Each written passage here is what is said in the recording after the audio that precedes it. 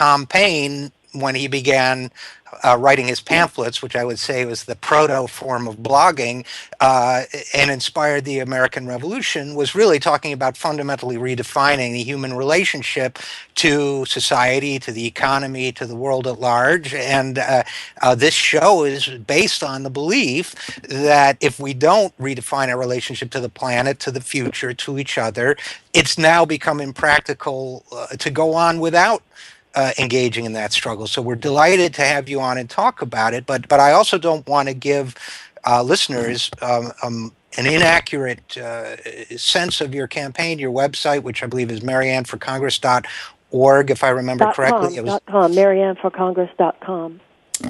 Okay, I'm glad. Thank you for that. But you gives your detailed positions on a number of issues, including a number of critical issues. Right. One of them jumped out at me, and we can get to why in a minute, because not too many candidates for Congress nowadays are strongly staking a position on the immorality and impracticality of drone use. Yes. And yet your website is very strong on the issue of drones. So two-part question. One is, what is your position on drones? And two, why do you think there are so few voices in Congress today about drone usage?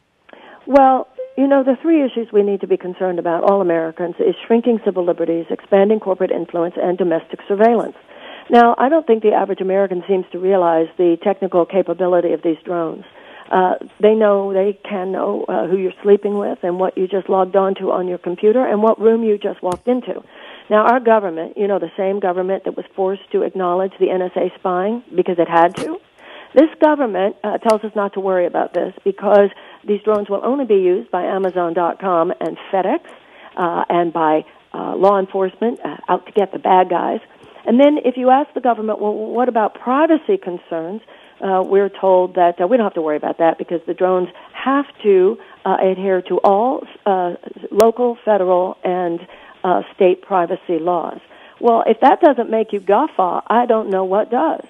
But this is all part of a larger picture by which we're losing our democracy, Richard. It's interesting what you were talking about Tom Paine, because it was not just Tom Paine, actually, it was the entire matrix of the founders who were laying claim not only to an extraordinary political vision, but to a philosophical vision.